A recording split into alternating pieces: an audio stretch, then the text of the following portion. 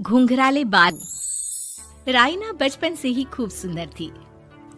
उसके लंबे लंबे घुंघराले बाल से हमेशा उसका चेहरा ढका रहता। अरे भूत भी बनकर घूमती रहती है, चल तेरे बाल कटवा दूं। अच्छा, क्यों भला? स्कूल में तो सारा वक्त बांधकर घूमना पड़ता था। अब तो मैं कॉलेज जाऊंगी और बाल खोल कर घूमूंगी। हाँ। अरे ये बाल देख रही है, ऐसे लगता है जैसे मधुमक्खी का छत्ता। खैर, घने घने घुंघराले बालों से राइना सुंदर तो लगती, लेकिन उसे संभालना उसके लिए बड़ा काम था। माँ, अरे माँ, शैम्पू खत्म हो गया है। इस बार वो वाला लाना ना, जो घुंघराले बालों को और बाउंसी बनाता है। माँ ले आना, हाँ जरूर से। कल मेरा कॉलेज का पहला दिन है, मैं चाहती हूँ सब मुझे देखकर जले। अगले दिन राइना कॉलेज पहुँचती है, जहाँ एक लड़का उसे छेड़ते हुए कहता है, अरे लगता है चाउमीन में सोया सॉस कुछ ज्यादा ही गिर गया। अरे मुझे तो चेहरा दिख ही नहीं रहा। लड़कियां भी राइना का मजाक उड़ाती है। अरे यार, ये कंगना की कॉपी करके कौन आया है? लोकल कंगना और कौन? राइना को सभी पर गुस्सा आता है, लेकिन वो कुछ नहीं कहती। स्कूल में तो बाल बंधे ही रहते थे, लेकिन कॉलेज में राइना एक लड़की से कहती है, हाय, मेरा नाम राइना है, मुझे आर्ट्स डिपार्टमेंट में जाना है। कहाँ से है रास्ता? अपने बाल हटा कर देखो, सामने ही बोर्ड लगा है। राइना को कॉलेज में भी दोस्त बनाने में दिक्कत आ रही थी। वो रोते रोते घर आ जाती है। माँ, मैं क्या करूं? आज तो सारे दिन लोगों ने न जाने क्या क्या बोलकर मेरा मजाक ही बना कर रख दिया। माँ प्लीज कुछ करो ना मेरे बालों का। मैंने तो पहले ही कहा था कटा दे, पर तू।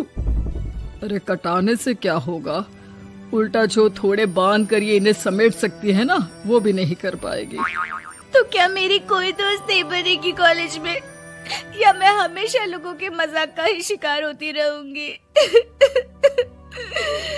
राइना जोर जोर से रोने लगती है। तभी उसका छोटा भाई आ जाता है और राइना के बालों के बीच एक पेंसिल छुपा देता है। तभी उसका दोस्त भी पीछे से आ जाता है। अरे ढूंढो ढूंढो, कहाँ है पेंसिल? मैं नहीं बताऊंगा। दोस्त काफी कोशिश करता है, लेकिन उसे पेंसिल नहीं मिलती। वो वहाँ से चला जाता है। थैंक्स दी, आज आपके बालों ने तो मुझे बचा ही लिया। अच्छा, बहुत दिनों के बाद बालों को लेकर कुछ अच्छा सुनने को मिला। मुझे भी पहले लगता था कि मेरे बाल सबसे सुंदर है, लेकिन अब पता चला। अरे क्या पता चला, क्या हो गया? देख, किसी भी चीज के ना दो पहलू होते हैं। या तो तुम बालों से ही लोगों का मन जीतो, या फिर रोती रहो। अब ऐसे घने बाल तो तुम्हें भगवान ने दिए हैं। राइना को पिता की बात समझ में आ जाती है। वो सोच लेती है कि जिन बालों के कारण वो कॉलेज में एक भी दोस्त नहीं बना पा रही है, उन्हीं बालों से वो दोस्तों की लाइन लगवा देगी। अगले दिन कॉलेज में डेस्क में राइना बालों को आगे कर लेती है और लोगों को लगता है कि राइना का चेहरा पीछे है, लेकिन राइना घने घुंघराले बालों को हटाकर हंसने लगती है। देखा मेरे बालों का कमाल, इससे मेरा चेहरा भी नहीं दिखता और मैं चलती क्लास में सो भी सकती हूँ। सभी राइना को देखकर हंसने लगते हैं। क्लास में परीक्षा चल रही होती है, तो राइना अपने बालों में चीटिंग के पेपर छुपा छुपा कर आसपास के बच्चों की मदद भी कर देती है, जिसके बाद से तो राइना क्लास की हीरोइन बन जाती है। वाह राइना, तेरे बाल तो बहुत कमाल के हैं। मैं तो इन्हीं के कारण पास हो गई। और पता है, मैं तो अपने काम का सामान राइना के बालों के बीच में ही फंसा देती हूँ। जैसे जैसे काम होता है वैसे वैसे इस्तेमाल करती हूँ। अब तो क्लास में हर कोई राइना के साथ बैठने की जिद करता। राइना में इसे लेकर घमंड आ जाता है। उसे लगता है कि वही क्लास की सबसे डिमांडिंग लड़की है। फिर एक दिन, मैं इस कॉलेज में नई नई आई हूँ, क्या आप मेरी दोस्त बनेंगी? मैं? ओह सॉरी, मैं इस क्लास की सबसे डिमांडिंग लड़की हूँ। हर कोई मेरे साथ ही रहना चाहता है। एक काम करो ना, वो पीछे की सीट दिख रही है, जाओ जाकर वहीं बैठ जाओ। लड़की को राइना की बात बहुत बुरी लगती है, लेकिन वो करती भी तो क्या, जाकर चुपचाप पीछे की सीट पर बैठ जाती है। तो आज का लेसन सबने याद किया है ना बराबर से? जितनी भी चीटिंग करने वाली लड़कियां थी, वो राइना के पीछे जाकर बैठ जाती है और जोर से चिल्लाती है, जी मैम, सब कुछ याद है, कहीं से भी पूछ लो, हम तो मास्टर हैं मास्टर। क्यों? ये बोलकर वो रायना के कंधे पर हाथ रख देती हैं। रायना भी खुश होती है कि कॉलेज की सबसे स्मार्ट लड़कियों का ग्रुप उसका दोस्त है। पीछे बैठी वो लड़की देखती है कि कैसे मैडम के सवाल लड़कियां रायना के सर को देखकर दे रही है।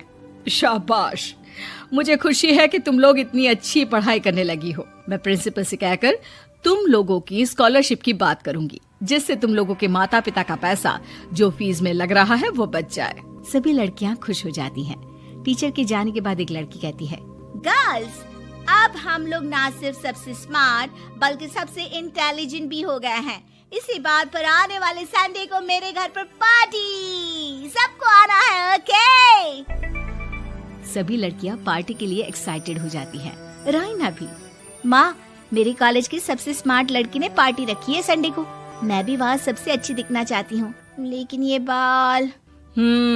घुंघराले बालों का तो कर भी क्या सकती है। तभी उन लोगों की नजर पार्लर के एक इश्तिहार पर पड़ती है जो 3000 रुपए में बाल स्ट्रेट कर रहा था। माँ, मुझे पैसे देना, मैं बाल सीधे करवा कर आती हूँ। संडे को पार्टी में सबसे अच्छी लगूंगी। बस फिर क्या था, अपने घुंघराले बालों को रायना पार्लर जाकर स्ट्रेट यानी कि सीधा करवा लेती है। और फिर पार्टी वाले दिन, हाय गर्ल्स, कैसी लग रही हूँ मैं? ओह नो, शिट, ये क्या करवा लिया बालों का हाल? और जिसके घर पार्टी थी वो लड़की, अरे ये क्या करवा लिया? तुम्हें मालूम नहीं है, जिस बालों में चीटिंग रखकर हम लोग टीचर के अगर इम्प्रेशन जमाते थे, उन बालों को तुमने। अरे हमें तो स्कॉलरशिप भी मिलने वाला था, अब तुमने बाल सीधे करवा लिए।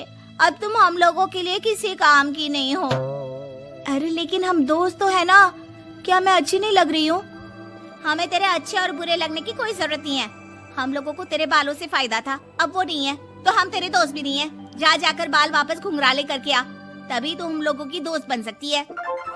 रायना रोते रोते घर आती है और माँ को सारी बात बता देती है। माँ, ला पैसे दे, मैं बाजार जाकर बाल ठीक करा के आती हूँ।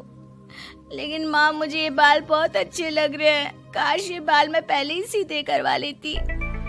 देख बेटा, पैसे तो मैं तुझे दे दूं, लेकिन वैसे बाल करके तू फिर ऐसे दोस्त बनाएगी जो तेरे साथ मतलब के लिए जुड़े हैं। लेकिन इन बालों में तू ऐसे दोस्त बनाएगी जो तेरे साथ जीवन भर का साथ निभाएंगे। रायना को माँ की बात समझ में आ जाती है।